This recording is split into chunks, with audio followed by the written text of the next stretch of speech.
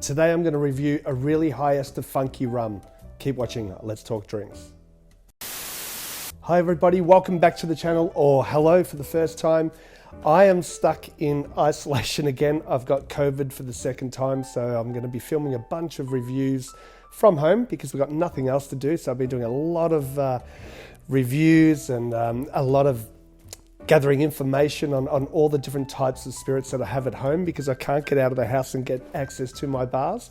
And the first one that I'm going to do is this Hampton Estate Pure Single Jamaican Rum. It is an 8-year-old. I've had this for a little while. As most of you know, my subscribers, I was off for a little while sick, and I've been hanging out to review this. And I'm so glad that finally I'm going to, because I was really surprised by it. So what does it mean when I said a high ester rum? Okay, so for me, a high ester rum is something that when you smell your nose and taste it, the flavor spectrum is just off the planet. And this is a perfect example of it. So made in Jamaica. There's a fair bit of information on the bottle. I'm going to read some of it because I got a lot of information just off the bottle. I'm going to have to wear my old man glasses because it's a little bit dark in here. It says, the high ester art, produced using the same unique and secret methods since the 18th century. The result is a spirit with an unmistakable aromatic profile, thanks for a very high level of esters. Fully matured in the tropics in Jamaica, after aging for 8 years in the tropics, this climate produces angel share, which is equivalent to 25 years age in Europe. What else has it got here? Wild fermentation, extremely extended fermentation with natural yeast, only pot still, which is great, 100% artisanal distillation in copper, double retort pot stills. Natural colour, there is no need to add anything to our rums, genuine with no macalage and no sugar added. Okay, so no colourings, no flavourings, which you'll know a lot of the rum producers will put a fair bit of sugar into it. And I think what it meant by macalage is some of the distillers, what they'll do as well is they'll put sugar syrups and stuff like that into the barrels. This is totally the flavour of the rum and obviously the ex-bourbon barrels that it's aged in. Now I can already smell it, and it's just sitting in the glass next to me. I can actually smell the ester and that funkiness from when I pop the cork, which is incredible. So let's give it a bit of a nose. Oh yeah. Okay, so I did sit down and evaluate this before, so I'm just going to read some of the tasting notes that I got, especially more on the nose first. Really ripe fruits, but I mean extremely ripe. Banana, pineapple, even guava. It's kind of, I don't know if you've got some fruit that sitting in your fruit bowl, especially bananas, and that point where they're about to go off and they start to ferment. That's the kind of sort of nose that I'm getting there, and that's not a bad thing. It's actually really nice.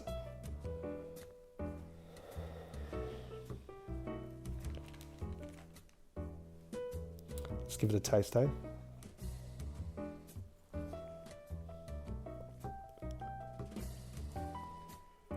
Yum. There's so many flavors that I can't even pronounce in my head. I don't know what they are. I just get funk. Really funky. Once again, banana, pineapple, brown sugar, but with this really sort of ester-driven sort of, and I'll keep saying it, funk that's there. This is what I expect Jamaican rum to really sort of taste like. I'm also getting like banana bread, plantain. Plantain is kind of looks like banana when it's cooked, but it's not. Roasted plantain, I'm getting there for sure. A little bit of chocolate, some nice spice in there as well, but a kind of warming spice, a little bit sort of that nutmeggy clove. What else? Dark chocolate bitters could be another one, but it's got that natural sweetness with it, that it goes a little bit bitter, and then when you drink it again, it's got that sweetness and just wants you to keep sipping more and more. As far as the finish, it's got a really long, oily finish. The spirit itself just really tastes oily. Not taste oily, it feels oily. It's leaving a really nice coat all over my mouth. Then I get this sort of cooked mango, even like peachy apricot or dried fruits, and just dries off a little bit at the end. This is a really well-made rum. The fact that it's been sitting here for about 9 months is crazy. Do I suggest that you go out and buy some? Absolutely, it is delicious. How would I drink it? I would probably just drink it neat. If you wanted to, it'd be interesting just to add a little bit of water to it to open it up as well, because it is at 46% ABV. In cocktails, I don't know if I'd want to put it into a cocktail. Maybe an old-fashioned or even a rum Manhattan would work really well, but I would normally just sip on this one. This is great for friends of mine that don't drink rum, because it'd be nice to see what they would think, or if it's a guest at your place or at one of your venues. I kind of think this rum is a little bit, I'm trying to compare it to something. I love drinking a lot of Scotch whiskey. So your whiskies like Ardbeg, Octomore and Lafroig that are sort of right out there in that flavour spectrum with the peat. This is up there. I mean, it doesn't have that smokiness in the peat, but it's definitely got that acquired taste that when you have it a couple times, you really want more. So guys, I hope you enjoyed this really short, sharp review.